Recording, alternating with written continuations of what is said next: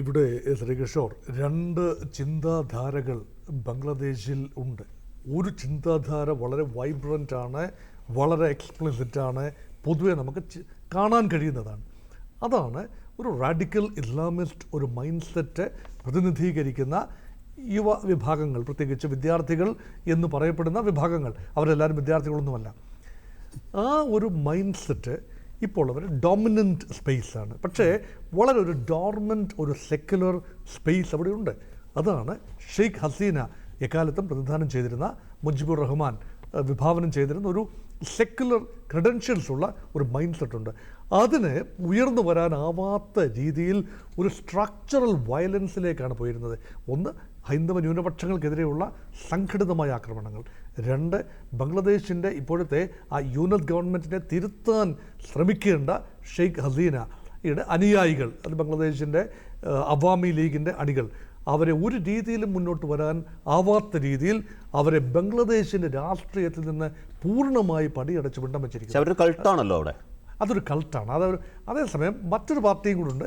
മുൻ പ്രധാനമന്ത്രി Khaleda സിയയുടെ Bangladesh national party.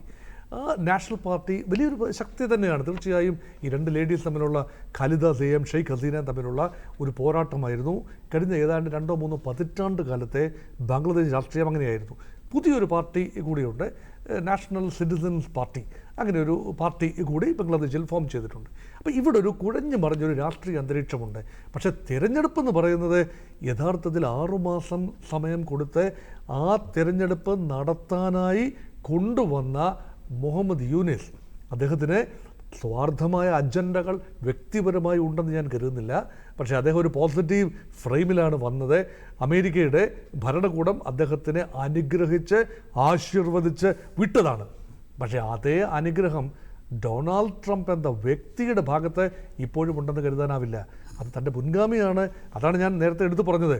ജോ ബൈഡൻ്റെ താല്പര്യപ്രകാരമാണ്, American democratic പാർട്ടിയുടെ താല്പര്യപ്രകാരമാണ് അദ്ദേഹത്തെ ഇങ്ങോട്ട് വിട്ടത്, ബംഗ്ലാദേശിലേക്ക് വിട്ടത്. ഇപ്പോൾ ഭൗമരാഷ്ട്രീയം മാറിമറിഞ്ഞു. ഇവിടെ അദ്ദേഹം ഡിഫറൻറ്റ് ചെയ്യാൻ ശ്രമിക്കുന്നത് ചില നിഗൂഢ ശക്തികളുമായിട്ടാണ്. ഒന്ന്, റാഡിക്കൽ ഇസ്ലാമിസ്റ്റുകളുടെ ഒരു പിന്തുണ ഉണ്ടെങ്കിലേ അദ്ദേഹത്തിന് മുന്നോട്ട് പോകാനാവൂ. രണ്ട്, ഇദ്ദേഹത്തെ കൊണ്ട് പലതും ജമാഅത്തെ ഇസ്ലാമിയെ പറയിപ്പിക്കുന്നുണ്ട്. അതിൽ ഒരു കാര്യം, ഇന്ത്യയുടെ വടക്ക് കിഴക്കൻ സംസ്ഥാനങ്ങൾ ദുർബലമാണ്, വേണ്ടി വന്നാൽ ബംഗ്ലാദേശിനെ ആശ്രയിക്കേണ്ടി വരും. ഓപ്പൺ കടലിലേക്ക്, അതായത് ബംഗാൾ ഉൾക്കടലിലേക്കുള്ള അവരുടെ ഏക വഴി ബംഗ്ലാദേശാകുന്നു. ഇത് പറഞ്ഞത് ഇന്ത്യയെ പ്രകോപിപ്പിക്കാനാണ്, ചൈനയെ സന്തോഷിപ്പിക്കാനാണ്, യാതൊരു സംശയവുമില്ല.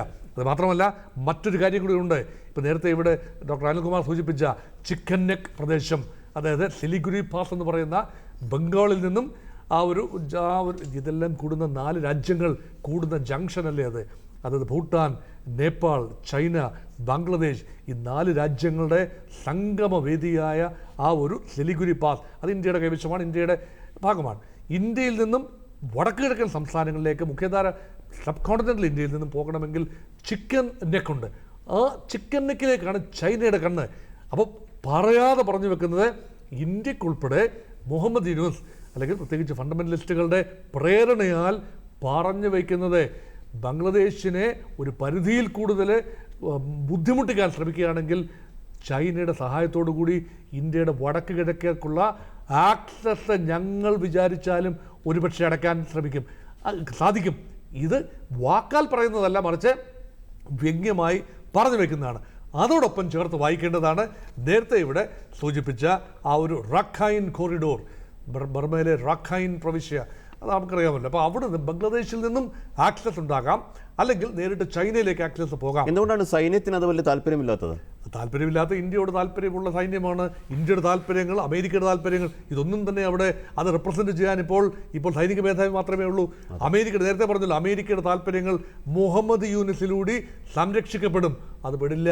ഇപ്പോഴത്തെ നിലയിൽ ആ ഒരു രീതിയിലല്ല കാര്യങ്ങൾ നടക്കുന്നത്. അതുകൊണ്ടാണ് മുഹമ്മദ് യൂനിസ് രക്ഷപ്പെട്ടാലും അമേരിക്കയിലേക്കല്ല, ഒരുപക്ഷെ ഫ്രാൻസിലേക്ക് മാത്രമേ അദ്ദേഹത്തിന് പോകാൻ കഴിയൂ. അതുകൊണ്ട് മുഹമ്മദ് യൂനുസ് അമേരിക്കയ്ക്ക് പൂർണ്ണമായി അഭിമതനല്ല. അമേരിക്ക ഉദ്ദേശിച്ച രീതിയിൽ അവിടെ അമേരിക്ക ഒരു ഐലൻഡിന്റെ നിയന്ത്രണം ആഗ്രഹിച്ചു, അത് ലഭിക്കുന്നില്ല.